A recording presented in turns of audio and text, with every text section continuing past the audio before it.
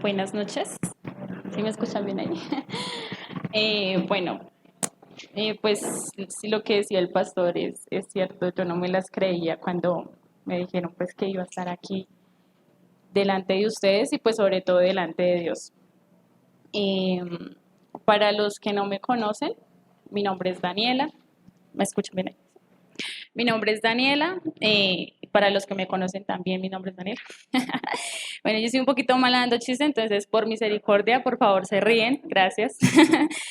Bueno, yo estoy aquí en esta iglesia hace más o menos 5 años, desde que empezó esta iglesia con mi esposo y mi mamá y mi hermana vinimos unos mesecitos después, pero realmente yo conozco de Dios como a la de 13, 14 años más o menos. Y aunque yo era muy joven, era pues una adolescente que no tenía experiencia en nada y no sabía muchas cosas de la vida. Yo sí puedo decir que mi vida se partió en dos cuando yo conocí de Dios. Hubo un antes y un después. Y ya han sido más o menos 10, 11 años desde ese momento y han habido muchos momentos como de montaña rusa, ¿no? Que suben y bajan porque, pues, gustaría decirles, me gustaría decirles que con Dios todo es color de rosas, perfecto, los pajaritos volando, pero no, no es así. Y también uno pues sigue siendo humano y tiene equivocaciones, comete errores y muchas veces la embarra, pero lo que sí puedo decirles es que hasta aquí pues Dios ha estado conmigo. Y porque quería hacerles como un pequeño resumen de mi relación con Dios y de mi vida con Dios y usarla como introducción.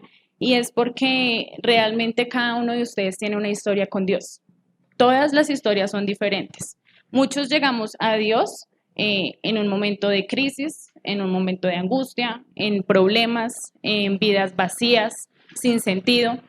Pero sea como sea, siempre va a haber un principio. Gracias. Y con Dios, pues vamos a tener un buen final, ¿sí? Y yo analizando muchas historias y sobre todo historias de la Biblia, me he dado cuenta que con Dios parece como una novela latina, ¿sí?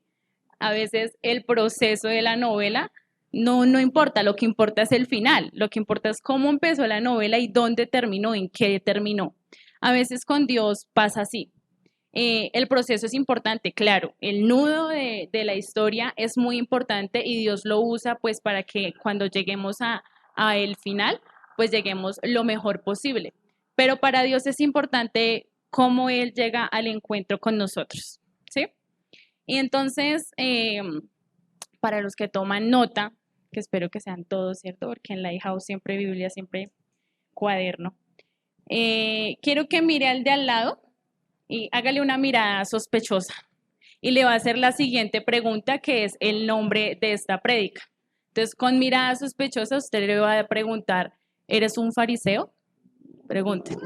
Con mirada sospechosa. Ah, pero es una pregunta, ¿no? No es que le vaya a afirmar al de al lado, usted es un fariseo, no, es una pregunta, tranquilos. Aquí todos son inocentes hasta que se demuestre lo contrario. Y quiero que vayan conmigo a Hechos, capítulo 15. Y usted va a tener la Biblia abierta en este capítulo porque vamos a leer varios versículos, pero vamos a empezar con el versículo 5 y es el primer punto pues, de este mensaje. Entonces, Hechos capítulo 15, versículo 5, dice, pero algunos de la secta de los fariseos que habían creído se levantaron diciendo, es necesario circuncidarlos y mandarles que guarden la ley de Moisés.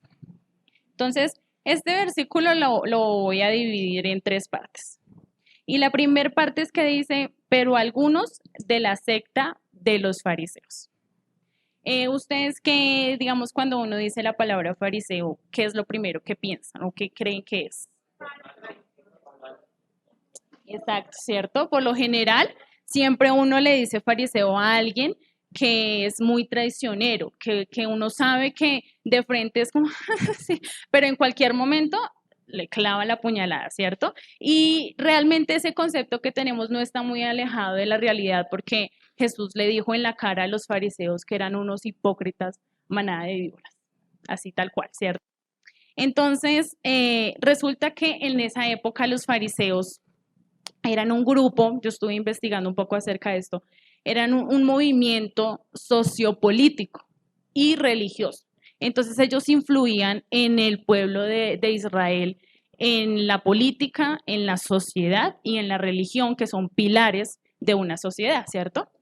Entonces, habían más grupos, no solamente eran los fariseos, sino que habían más grupos, pero los fariseos eran como los más reconocidos, como los de más nombre, ¿sí? Como decir, no es lo mismo, ¿no? Pero es un ejemplo, como decir hoy en día los salseros, los reggaetoneros, los raperos, ¿sí? Y los fariseos eran los reggaetoneros, hoy en día los reggaetoneros son como los del boom, solo que los fariseos no tenían tanto flow, pero era algo así más o menos. Y y me llama mucho la atención que en esta versión, sobre todo en la Reina Valera, la Biblia dice la secta de los fariseos. Y si usted quiere saber qué es una secta, lo invito a que entre al discipulado y a la escuela bíblica. Un pequeño resumen de lo que es una secta. Una secta se deriva de una religión. Entonces, ejemplo, está la religión cristiana, sea cristiana, católica, evangélica, como quiera, pero la religión cristiana, que es la que cree en Cristo. Y la religión cristiana tiene un principio que no es negociable y es la Trinidad, que es creer en el Padre, en el Hijo y en el Espíritu Santo. De hecho, como lo cantábamos hoy en la canción, y que ellos son tres en uno solo. Son tres personas diferentes, un solo Dios. Eso es una base, un principio innegociable de la religión. Pero hay una secta, digamos, muy conocida aquí en Colombia, que son los testigos de Jehová. Ellos se derivan, digamos, de ese principio y dicen, listo, vamos a creer en esa Trinidad, pero no le vamos a dar el mismo valor. Entonces sí creen en Padre Dios, ¿cierto? Y para ellos el Dios es, pues, Dios, Dios creador, Dios todopoderoso, etcétera. Y dicen, sí, creemos en Jesús, pero no le vamos a dar la importancia y reverencia que Él se merece. Gracias.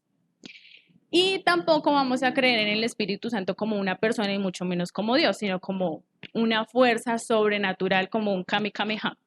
Eso es lo que dicen los testigos de Jehová. Entonces, sí se desprenden las creencias de la religión, pero manipulan esos principios que en realidad son innegociables. Eso es una secta.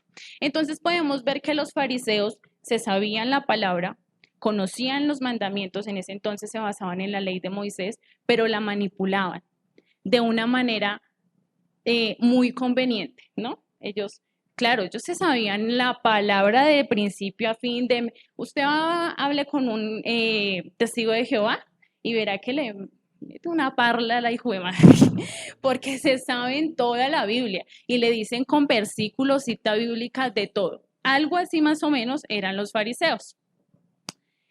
Y el primer punto de este mensaje se llama, no es suficiente solo creer. ¿Por qué no es suficiente solo creer? El versículo 5 empieza diciendo, pero algunos de la secta de los fariseos que habían creído. Ellos habían creído el mensaje de Jesús porque Pablo les había predicado acerca de lo que Jesús había hecho. Y ellos dijeron, listo, vamos a creer en que Jesús es el Mesías que resucitó y todo este cuento. Pero seguían siendo fariseos. Hay unos capítulos más adelante donde hablan acerca de Pablo, y cuando hablan acerca de Pablo dice, y Pablo era un fariseo. ¿Sí notan la diferencia? La Biblia misma dice, y Pablo era un fariseo. Aquí está diciendo, pero algunos de la secta de los fariseos que creyeron. Y nos encontramos muchas veces en esa posición de que creemos, sí, yo creo que está Dios, yo creo que Jesús fue crucificado y que me va a dar salvación, pero nos quedamos ahí. Nos quedamos en lo que desafortunadamente nos enseñaron mal. Y aquí el punto central de este primer punto, es, es importante romper con patrones, con cultura, con creencias mal aprendidas que realmente no nos sirven de nada. Nosotros, por lo menos aquí en Colombia, la religión católica, la iglesia tradicional, venimos desde eso, ¿cierto? Entonces, de tener la Virgen en una mesita, de tener una Biblia gigante abierta en el Salmo 91, venimos de creencias de colgar la sábila en la puerta de la casa, de que si usted no quiere que llueva ponga 2 cuchillos en cruz, y venimos de una serie de tradiciones que realmente uno dice, ¿para qué sirve eso? O sea, eso no me hace ni mejor persona ni peor persona. Son cosas que realmente no nos sirven de nada. Y digamos que estos ejemplos son pues muy básicos, pero venimos, digamos, de otras cosas mucho más grandes como el machismo. Y entonces si mi papá toma, pues yo también voy a tomar. Y entonces si mi mamá era una mala madre, pues yo qué voy a esperar que mis hijos tengan una buena madre. Y cosas que realmente no nos sirven de nada. Cosas que realmente cuando llegamos y decimos sí creemos en Dios, sí creemos en lo que dice la Biblia, pero seguimos leyendo el horóscopo, seguimos creyendo en el tabaco, seguimos creyendo incluso lo que otras personas dicen de nosotros cuando ya sabemos que Dios nos ha dado una identidad, ¿sí? Entonces, es importante que nosotros rompamos con esos patrones, con esas creencias que de verdad nos enseñaron y que no nos sirven para nada. Es necesario que nosotros saltemos, soltemos el pasado, porque a veces también estamos muy pegados al pasado. Y entonces, no, es que en mi casa se hacía así, es que a mí me lo enseñaron así, yo quiero así, pero siempre hay algo nuevo que aprender. Siempre hay algo nuevo que aprender. Y no podemos quedarnos solamente en que, pues es que eso fue lo que yo aprendí y ya. Y entonces, pues como a mí me enseñaron a que yo me limpiaba la boca con el mantel, pues donde quiera que yo vaya me limpio la boca con el mantel, ¿cierto? Entonces es necesario que nosotros dejemos atrás el pasado, pero que también le demos a Dios la oportunidad de que Él nos dé un nuevo comienzo. Y esto es a lo que se refiere Jesús cuando nos dice hay que nacer de nuevo. Él le dice al rico, hay que nacer de nuevo. Y él le dice, o sea que tengo que volver al útero de mi mamá. Por favor, no, o sea, no seamos como tan cerrados. No se trata de eso. Se trata de que, de verdad, nosotros necesitamos ser personas nuevas en nuestra esencia, o sea, en nuestro ser, porque quizás lo que nosotros nos enseñaron, pues no nos sirvió de nada. Entonces, el niño que nunca le enseñaron que la cama hay que tenderse, pues el día que se case va a tener conflictos muy grandes con su esposa, porque si al niño no le enseñaron cómo tender la cama, el que está esperando que la esposa, que él ve como mamá, venga y le tiende la cama, ¿cierto? Entonces, es necesario que soltemos el pasado, pero que también dejemos que Dios empiece un nuevo comienzo. Para el punto 2 viene lo siguiente del mismo versículo 5, que dice que, bueno, estaba hablando de los fariseos, dice que se levantaron diciendo. Los fariseos entonces estaban reunidos y los fariseos dijeron, no, espératico, tenemos algo que decir. Y es que, bueno, más adelante les digo qué fue lo que dijeron los fariseos. Pero aquí el punto es que cuando los fariseos se levantan y dicen algo, es cuestión de actitud. Aquí los fariseos no dijeron, ay, queremos dar nuestra humilde opinión. Ellos no se levantaron con esa actitud. Ellos eran personas muy arrogantes, por lo que eran personas tan reconocidas. Y entonces cuando ellos dijeron, tenemos algo que decir, pero ese algo que decir es como, queremos que hagan algo que nosotros queremos, ¿cierto? Y entonces aquí influye mucho nuestra actitud y el punto número 2 es, ¿cómo es nuestra actitud con nuestras palabras? Hay una frase que mi mamá usa muy seguido, sobre todo conmigo, y es que no es lo que diga, es el tonito, ¿cierto? Muchas veces nos pasa eso. No es lo que nosotros digamos, sino la manera en la que lo decimos.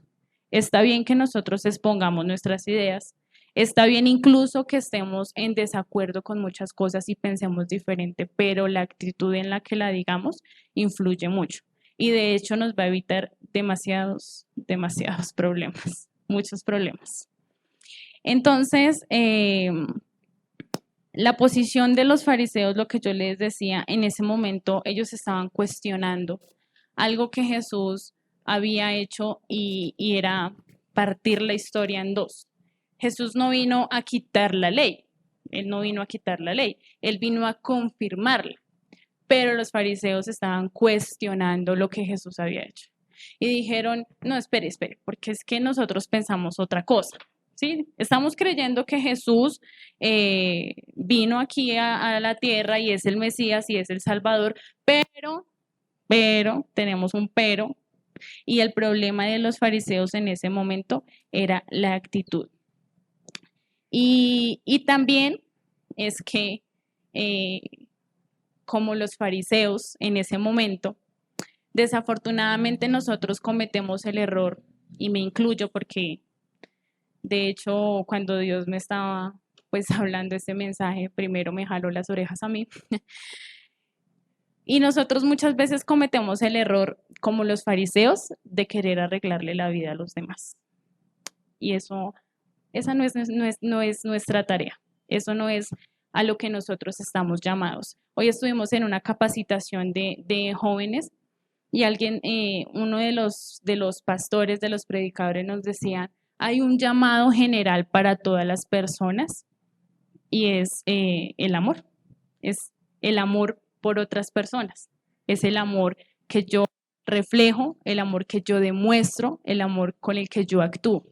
Entonces, ese llamado es general y realmente esa es la manera en la que nosotros se supone que deberíamos comportarnos. Pero muchas veces somos como los fariseos y decimos, no, espere, es que a mí me parece que usted debería comportarse así. Es que a mí me parece que usted debería hacerlo. Y saben que eso no está mal, porque eso también es aconsejar. Y yo le puedo decir, ay, Olmer, es que a mí me parece que el pantalón rojo como que no le combina. Muy diferente a que yo le diga, uy, Olmer. O ni siquiera se lo digo a él, sino que le digo, Nicole, uy, sí, ese pantalón de Olmer, ¿cómo se le ve de asqueroso? ¿Será que no tiene una mujer que le diga que se le ve feo? Porque muchas veces somos así, ¿cierto? Y queremos arreglarle la vida a los otros. Cuando yo le estoy criticando el pantalón rojo a Olmer y yo tengo mi pantalón roto y no me estoy dando cuenta. Porque a veces mi orgullo, a veces incluso como la falta de empatía y de solidaridad nos ciega y nos volvemos como los fariseos, ¿cierto? Vamos al tercer punto y yo siempre uso esta frase porque a mí me encanta, de verdad, es de mis favoritos. Si usted me ha escuchado orar, usted ha escuchado que yo digo esta frase y es que no podemos abusar de la gracia, no podemos abusar de la gracia. Es cierto que la gracia es un regalo y que la gracia es la que me permite que yo entre a la presencia de Dios, aún con los errores que yo haya cometido y decirle, Dios, otra vez fallé.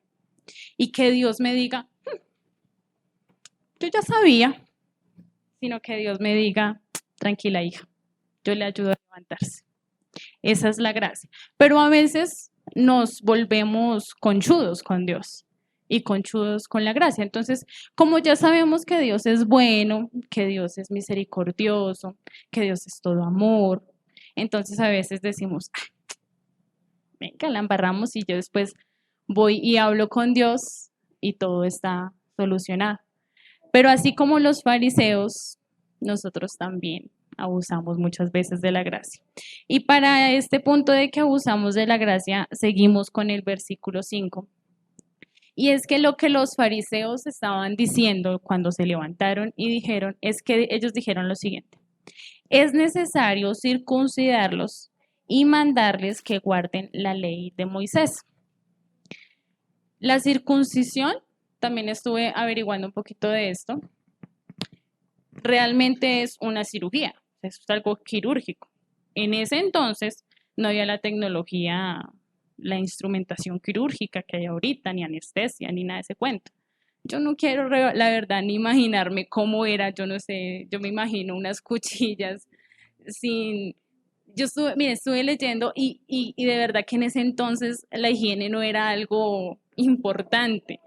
Me impresionaba ver que cuando hablaban ellos de las túnicas blancas y resplandecientes, ¿saben cómo limpiaban ellos eso? Con orines. El mismo orín de la persona lo ponían en una taza y dejaban la túnica ahí por días. Entonces, ¿se imagina lo horrible que debió oler? Entonces, yo no sé si usted ha sabe un niño que huele a berrinche. Ahora imagínese una persona en una túnica. Claro, eso estaba blanco y resplandeciente, pero debe haber olido asqueroso, o sea, de verdad. En ese entonces la higiene era algo espantoso. Ahora imagínese que hagan una cirugía en ese entonces. Yo no quiero imaginarme a cuántos niños se les habrá infectado esa herida. El dolor que ellos tuvieron que haber sufrido. La circuncisión es que le cortan el prepucio al pene del hombre y eso se hacía en los niños.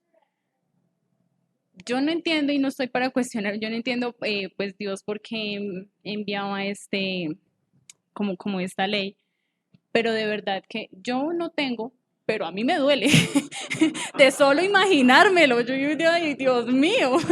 Aquí las que somos mamás hemos pasado por un parto y muchas nos desgarramos o lo hacen y a veces esos puntos son tan dolorosos que yo digo, uy, pobrecitos niños que les cortaron eso. O sea, yo no entiendo de verdad o sea, el dolor que pudieron haber sentido. Pero los benditos fariseos se levantan y dicen, es necesario circuncidarlos. Le está diciendo, nosotros que somos judíos y que creemos, a nosotros no. Ay, pero a ellos que no son judíos, a ellos sí vaya, córteles por ahí y que sufran y que lloren, ¿cierto? Ay, y eso es abusar de la gracia. De verdad que eso es abusar de la gracia. Porque a veces creemos que como yo critico al de al lado y después voy y le digo, ay Señor, perdóname. Entonces puedo seguir criticando al de al lado, porque después puedo decir, ay Señor, perdona, ¿cierto? Y abusamos de la gracia, abusamos de la gracia. Eh, cuando ellos aquí estaban diciéndole a los otros que los circuncisen a ellos, ¿sí? Bueno, que le hagan eso a ellos están básicamente poniendo carga sobre otros que ellos ni siquiera pueden cargar. Ni siquiera pueden cargar. Y yo, mientras estaba leyendo esto, yo soy muy, ¿cómo se dice eso? No sé, como muy criolla, ¿sí? O sea, como muy de la típica familia colombiana y yo me imaginaba una escena como cuando está el joven por ahí metido en su cuarto, escuchando a todo volumen las canciones del hermano Maluma. Y entonces está el joven por ahí bien espiritual diciendo, felices los cuatro, ¿cierto? Pero llega la mamá, quita esa música del diablo, qué porquería lo que usted está cantando. Decía mi abuelita, hacerle morcillas al diablo. Y eso, y entonces la mamá le dice eso al joven y lo regaña y le dice, uy, esa música tan horrorosa. Pero se va para la ventana de su casa esperando a ver qué chisme recoge. Tal cual pasaba con los fariseos. Algo así. Le decían, no, no, no, circulen a ellos, háganle eso a ellos. Nosotros que somos judíos, no. Nosotros que somos judíos, no. Y a veces con Dios, ay, no, no, Dios, haga justicia por acá con ellos. El que se porta, uy, no, Dios mío, ¿sí vio? Uy, Dios mío, pero Dios hará justicia. ¿Y usted ha pedido justicia por usted mismo? Una vez Dani nos decía en una clase de discipulado, yo prefiero que me juzgue el de al lado y no que me juzgue Dios. Qué miedo, ¿cierto? Que nos juzgue Dios. Pero a veces nos comportamos como los fariseos y abusamos de, de la gracia. Y también en ese momento los fariseos estaban notando una actitud muy religiosa. Y a veces nosotros cuando creemos, cuando decidimos creerle a Dios, llegamos al extremo de volvernos religiosos. Y entonces lo bonito que a mí me acercaba a Dios, que en este caso de lo que yo les estoy hablando es la gracia, eso tan bonito que nos acobija con tanto amor y que es lo que nos recibe de verdad en los brazos de papá Dios, es lo mismo que yo estoy utilizando para alejar a muchas personas de Dios, incluso para alejarme yo misma de Dios. Y entonces me vuelvo tan religiosa y espero que todos los demás tengan una vida perfecta que yo ni siquiera me enfoco en mi vida, ni siquiera me enfoco en la mía. Y entonces yo espero que Andrea sea una super mamá. Digo, Andrea, ¿y ya le dio el tetero? ¿Y ya le cambió el pañal? Y a mi hija ni siquiera la ha bañado. Porque a veces estamos tan pendientes, tan ocupados de la vida de otros, que nos olvidamos incluso de nuestra propia vida. Y no solamente en la parte física. Esto es más que todo en la parte espiritual. A veces llegamos a la iglesia. ¿Sí vio? Pues Lady no tomó la Santa Cena. Es que está para un pecado. Mínimo debe estar en Guayabada. ¿Usted qué sabe? Y si eso es así, ¿a usted qué le importa? ¿Cierto? Porque somos así. Somos así. Vamos por el cuarto punto. Y vayamos al versículo 8. Sí, del mismo capítulo 15, versículo 8. Entonces, después de que les resumo un poquito, después de que Pablo escucha a los fariseos diciendo esto, ¿no? Que los fariseos pues ya saben, se levantan y dicen, no, no, no, hágale a ellos la circuncisión, a nosotros no. Entonces Pablo se levanta en el versículo 8 y dice, y Dios, que conoce los corazones, les dio testimonio dándoles el Espíritu Santo lo mismo que a nosotros. Y ninguna diferencia hizo entre nosotros y ellos, purificando por la fe sus corazones. Aquí Pablo le está diciendo a los fariseos, mire, ¿sabe una cosa? A Dios no le importa la nacionalidad. A Dios no le importa si es judío, si es gentil. A Dios no le importa si usted es flaco, gordo, alto, bajito. A Dios no le importa eso. Porque a los ojos de Dios todos somos iguales. Aquí la misma, a veces eso es una frase muy, ¿no? Como muy, ay, sí, a los ojos de Dios todos somos iguales. Pero la misma Biblia nos está diciendo que es así, que Dios no encuentra ninguna diferencia entre Dani y yo. Y de hecho nosotros tenemos características diferentes, ¿cierto? Son características. Pero cuando yo me levanto, hago chichi, lo mismo que hace mi hermana cuando se levanta. Yo en el día mínimo tengo que comer 3 veces, mínimo, como muchos acá, ¿cierto? A muchos nos da sueño. Eso es normal, eso nos pasa a todos, pero a veces nos creemos superiores a otros. Y entonces, como yo ahora voy a la iglesia, y entonces como yo le pedí a Dios algo y Dios me lo dio. Entonces yo le pedí a Dios un novio cristiano y Dios me dio un novio cristiano. Y entonces voy con mi novio cristiano por el barrio y miro mal a la vecina, ¿no? Que no tiene novio. Yo tengo novio, ¿cierto? O a la que ha tenido como 3, 4 novios y ninguno le ha funcionado. Qué triste.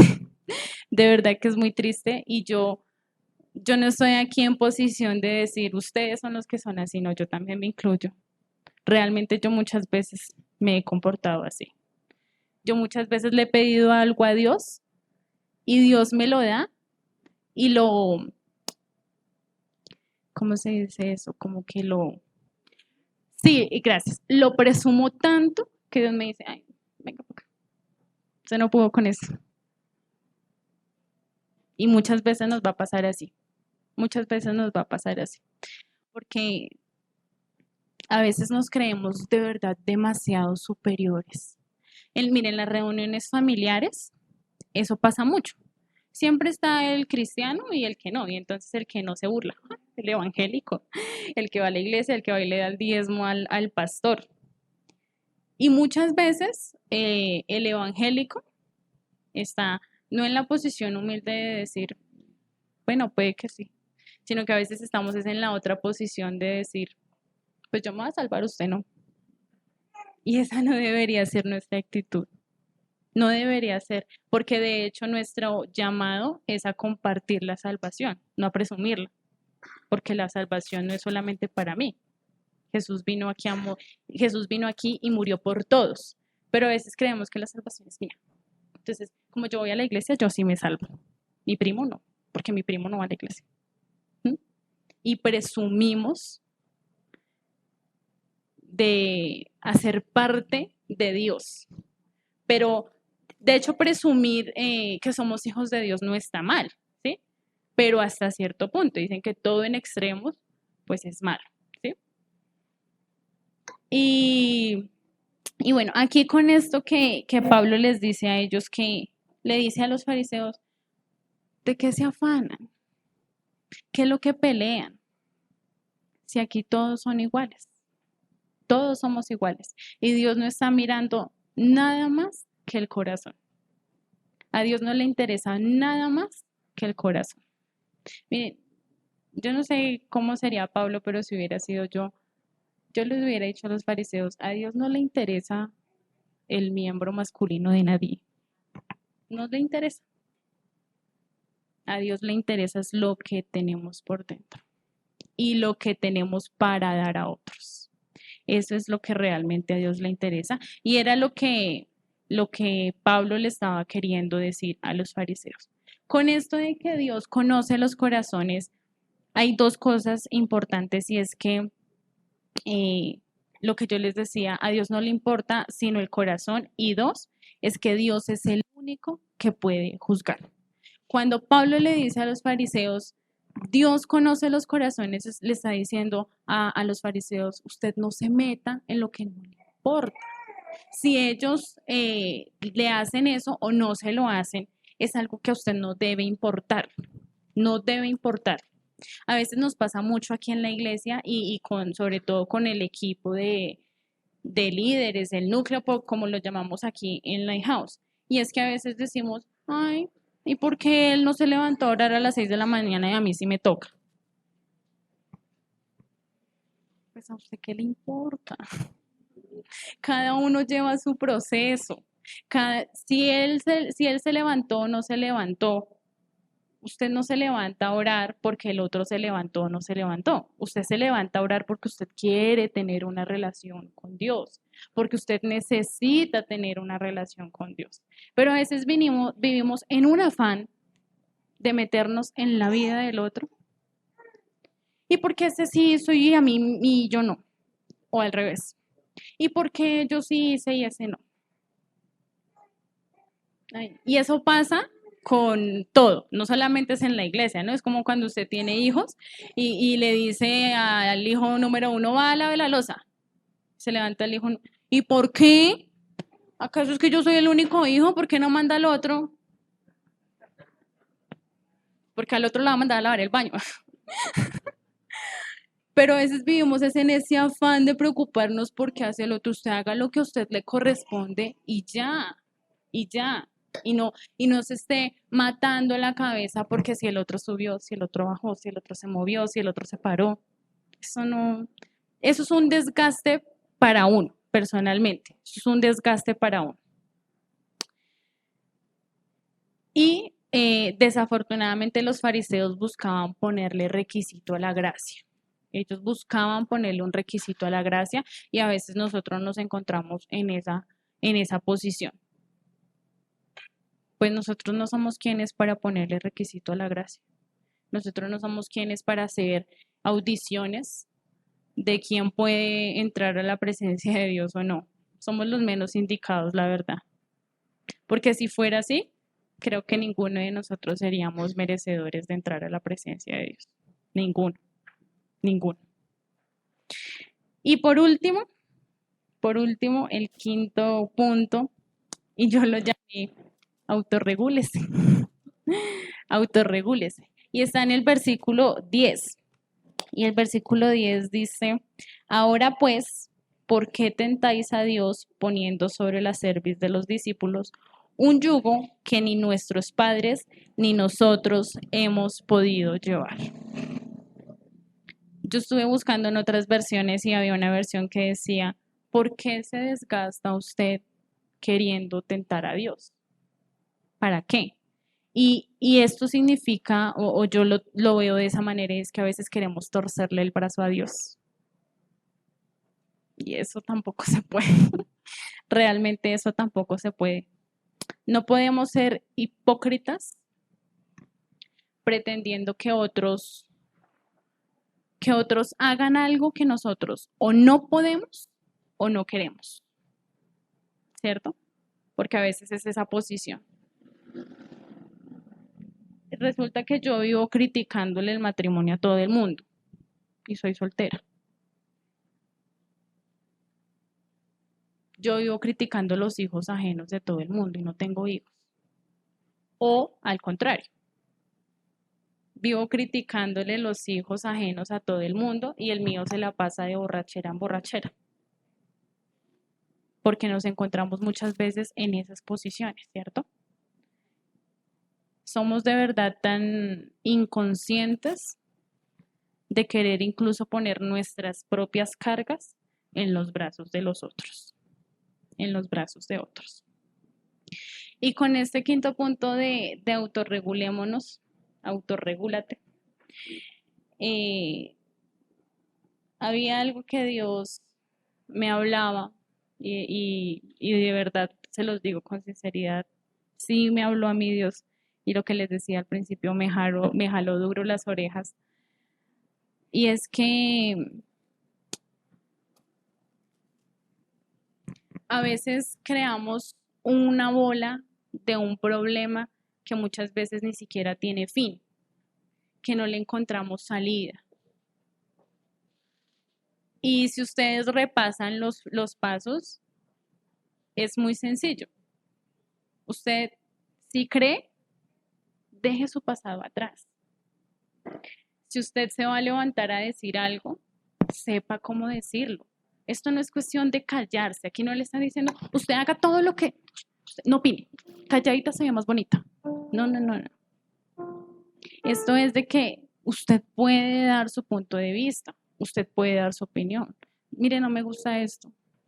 No, es que no me parece que esto esté bien.